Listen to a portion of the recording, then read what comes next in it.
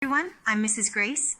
We often see those beautiful pictures of English gardens and the colorful flower beds. So what kind of flowers and plants are used in these flower beds? How should they be arranged to achieve such an effect? Today, I will share with you a case study of a semi-shade English flower bed. First, plant a currently popular lollipop tree, which can be either a ligustrum japonicum. Then you can plant 3 shrub bowls of varying sizes. 2 should be golden privet, and 1 should be a Japanese boxwood ball.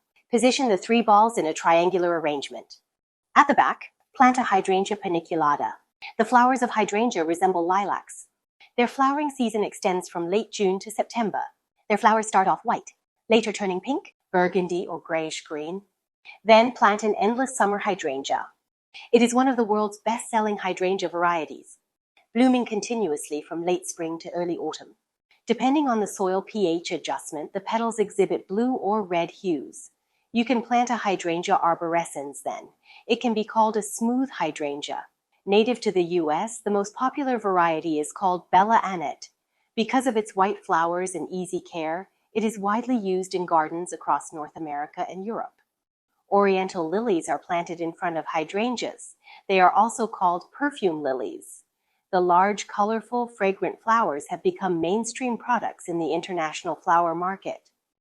Plant a stilbe in front of the flower bed. It blooms from August to September and prefers semi-shade. Its symbolism is, I wish to love you purely. They are the bride's flowers and are considered darlings in the cut flower industry. The first row is planted with hosta. Both astilbe and hosta are shade-loving plants. As shade-tolerant plants, they are widely cultivated. They were introduced from the East to Europe in the 19th century. Plant heuchera next to the hosta to create a contrast in leaf color. Heuchera is a perennial plant. Native to North America, due to its splendid and varied colors, it is loved by many gardeners. Plant Dicentra in the empty spaces in front.